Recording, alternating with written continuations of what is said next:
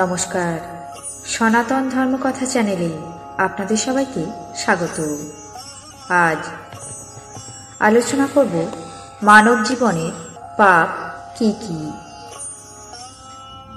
শিবপুরাণ অনুযায়ী মানুষের মধ্যে পাপ অজান্তেই লুকিয়ে থাকে। প্রথমত মানসিক, দ্বিতীয়ত বাক্যিক, তৃতীয়ত শারীরিক, চতুর্থত ভুল সান্নিধ্য। এই ধরনের পাপের ফলে মানুষ ঘোরতর পাপে লিপ্ত হয় এবং নরক যন্ত্রণা ভোগ করে। মানসিক পাপ, মনের মধ্যে ভুল চিন্তা ভাবনা করা মানসিক পাপের অধীনে আসে। অনেক সময় মানুষ এই ধরনের ভুল করে থাকে, আর মনকে নিয়ন্ত্রণ করার এই ক্রিয়ার নামই হল যোগ। অতএব প্রতিদিন অবশ্যই ধ্যানের মাধ্যমে মানসিক যোগ বৃদ্ধি করতে হবে। বাক্যিক বা বাচিক, কথা বলার সময় কোন কথা শ্রোতার উপর কি প্রভাব ফেলবে তা না বুঝেই অজান্তেই এমন কিছু কথা বলে ফেলা হয় যা পাশে থাকা ব্যক্তির মনে আঘাত সৃষ্টি করতে পারে বা শ্রোতার উপর তার প্রভাব পড়তে পারে এবং এমন খারাপ প্রভাব পড়ে যাতে তার অস্তিত্ব এবং আবেগে আঘাত করে।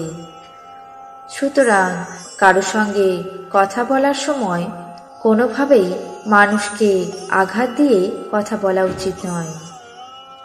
অন্যের কাজের নিন্দা করার অভ্যাস প্রায় প্রত্যেক মানুষের মধ্যেই রয়েছে।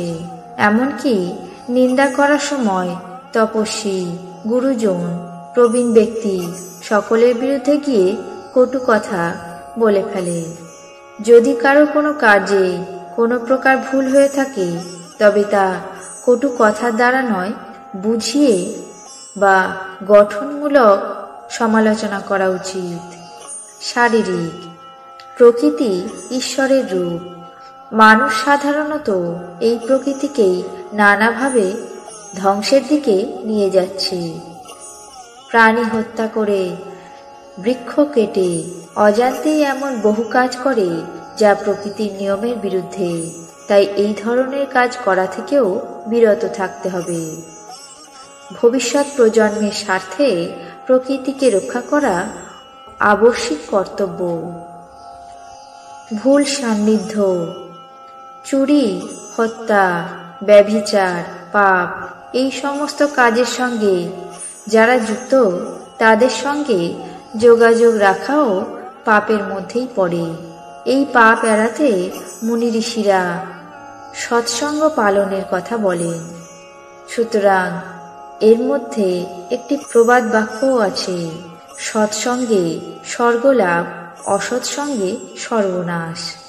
সুতরাং কোনো ব্যক্তি যদি কোনো সৎ সান্নিধ্য পায় তবে সে সৎ আচরণ করতে পারে, এবং অসৎ বা ভুল সান্নিধ্য গ্রহণ করে তবে সে সর্বনাশের পথে প্রবাহিত হয়। এই ছিল মানুষের জীবনে বড় পাপ। আপনাদের কেমন লাগলো তা অবশ্যই কমেন্ট বক্সে জানাবেন। চ্যানেলটিকে সাবস্ক্রাইব করবেন, লাইক করবেন, শেয়ার করবেন। ধন্যবাদ।